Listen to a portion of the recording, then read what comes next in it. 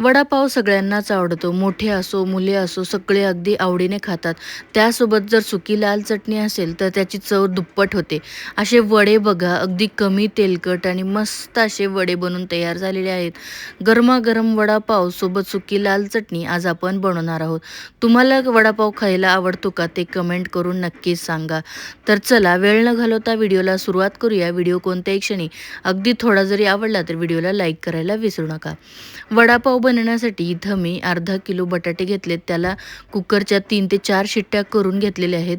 मस्त बटाटे उकळले आणि थंड झाले की त्याची साल आपल्याला अशा प्रकारे काढून घ्यायची आहे. बटाट्याची पूर्ण साल मी इथं काढून घेतली आहे. आता या बटाट्यांना मॅशरच्या साहाय्याने आपण छान असं मॅश करून घेऊया. थोडे जास्त बारीक करायचं नाही, थोडे तुकडे असतील तरीही चालतं, तेव्हा ते मस्त लागतात. आता एक वाटण बनवण्यासाठी मिक्सरच्या भांड्यामध्ये हिरवी मिरची, आलं, लसूण टाकून त्याचं अशा प्रकारे वाटण बनवायचं आहे.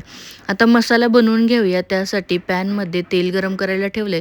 तेल गरम झालं की त्यामध्ये जिरे, मोहरी आणि कढीपत्ता असा भरपूर टाकायचा. नंतर हिरवी मिरची, आलं, लसणाचं वाटण जे होतं ते टाकायचं आहे. त्याला मस्त असं परतून घ्यायचं आहे. त्याचा कच्चेपणा गेला की त्यामध्ये हळद आणि मीठ टाकायचं आहे. त्याला पण व्यवस्थित परतून घ्यायचं आहे. नंतर आपण जो उकडून घेतलेला आणि मॅश करून घेतलेला बटाटा होता, तो आपल्याला यामध्ये टाकायचा आहे. हे सर्व आपल्याला एकदम व्यवस्थित असं मिक्स करून घ्यायचं आहे. या स्टेजला गॅस जो आहे तो एकदम कमी ठेवायचा आणि हे सर्व मिश्रण जे आहे ते मस्त असं एकजीव करून घ्यायचं. इथं बघू शकताय मसाला आपला तयार आहे. आता यामध्ये भरपूर अशी कापलेली कोथिंबीर टाकायची. परत एकदा व्यवस्थित मिक्स करायचं आणि गॅस बंद करून याला थंड होण्यासाठी साईडला ठेवायचं. दुसरीकडे बेसनाचं बॅटर बनवण्यासाठी एका भांड्यामध्ये बेसन घेतलेलं आहे. त्यामध्ये चवीपुरतं मीठ, ओवा घेतलाय, त्याला हाताने अशा प्रकारे क्रश करून टाकायचं आहे. त्यानंतर आपल्याला यामध्ये हळद टाकायची आहे, थोडासा खाण्याचा सोडा टाकायचा आहे आणि थोडं-थोडं पाणी टाकून आपल्याला याचं छान असं पातळसर बॅटर बनवायचं आहे. बॅटर एकदम जास्त पातळही बनवायचं नाही आणि जास्त घट्टही नाही. बघा अशा प्रकारे बिलकुल गुठळ्या नसलेलं छान असं बॅटर मी इथं बनवून घेतलेलं आहे. आपलं जे बटाट्याचं मिश्रण होतं ते आता थंड झाले. थंड झाल्यानंतरच याचे आपल्याला हव्या त्या साईजमध्ये बॉल बनवून घ्यायचे. तिथं मी गोल शेप करते. तुम्ही हवं तर टिक्कीसारखं चपटेसुद्धा बनवू शकता. आणि जे बेसनाचं बॅटर बनवलं होतं त्यामध्ये आपल्याला हे वडे जे आहेत ते घोळवून छान असं गरम तेलामध्ये तळायचं आहे. दुसरीकडे तेलही मी गरम करायला ठेवलेलं आहे. गरमागरम तेलामध्ये आपल्याला हे वडे जे आहेत ते सोडायचे आहेत आणि मस्त असं सर्व बाजूनी लो टू मीडियम गॅसवर सोनेरी रंगावर आपल्याला याला तळून घ्यायचं आहे. सुरुवातीला गडबड करायची नाही आहे. थोडंसं वडा जो आहे तो सेटल झाला की नंतर आपण याला पलटणार आहोत.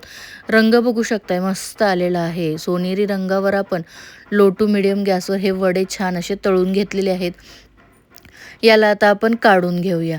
सेम पद्धतीने आपण बाकीचे पण वडे तळून घेणार आहोत आणि याला टिश्यू पेपरवर ठेवलं की जे एक्स्ट्राचं तेल असेल तेही निघून जाईल. कढईमध्ये मी त्या मिरच्या टाकलेल्या आहेत, त्याला मधून कट केलं होतं, त्या मिरच्या पण तळून घेतलेल्या आहेत. आता बेसनचे बॅटर आहे ते अशा प्रकारे पसरवून टाकायचं आहे. आपल्याला ह्याची लाल चटणी बनवायची आहे. याला एकदम कुरकुरीत असं तळून घ्यायचं आहे. हे कुरकुरीत तळल्यानंतर याच तेलामध्ये लसणाच्या एक 5-7 पाकळ्या त्या पण तळून घ्यायच्या. त्याच्याने चव खूप छान लागते. आता लसूण पण तळलेलं आहे, त्याला काढून घ्यायचं. मिक्सरच्या भांड्यामध्ये लसूण आणि जे आपण बेसनाचं बॅटर करून घेतलं होतं ते पण छान असं कुरकुरीत टाकून घ्यायचं. नंतर त्यामध्ये खोबरं, लाल तिखट, नंतर चवीपुरतं मीठ टाकायचं आहे आणि मिक्सरला पल्स मोडवर आपल्याला याला बारीक करून घ्यायचं आहे. हे बघा अशा प्रकारे आपली जी लाल चटणी आहे ती बनवून तयार झालेली आहे. याची चव अगदी अप्रतिम लागते. वड्यासोबत जर ही चटणी असेल तर अगदी मस्त असा आपला बटाटा वडा बनून तयार होतो. हे बघा बाकीचे वडे पण मी इथं तळून घेतलेले आहेत. रंग बघा किती सुंदर आलेला आहे. मी तुम्हाला एक वडा तोडून पण दाखवते म्हणजे तुमच्या लक्षात येईल. वडे बघा आतून आणि बाहेरून किती मस्त झालेलं आहे. कोटिंग याचं जास्त जाडही नाही आणि पातळही नाही, मस्त झालेलं आहे. आता वडा आपण तयार करूया. सुरुवातीला पावला मधून कापून घेतले, त्यामध्ये ग्रीन चटणी लावली. थोडीशी आपण जी लाल सुकी चटणी बनवली होती ती लावायची. दोन्ही साईडनी व्यवस्थित लावून घेतल्यानंतर यामध्ये थोडासा जो आपण बेसनाचा कुरकुरीत चुरा असतो तो ठेवायचा. त्याच्याने छान असा क्रंचीपणा येतो. त्यावर आपला वडा ठेवायचा, मिरची ठेवायची तळलेली आणि वडा बंद करून आपला वडापाव तयार आहे. नक्की ट्राय करा. व्हिडिओ आवडला तर व्हिडिओला लाईक करा. धन्यवाद.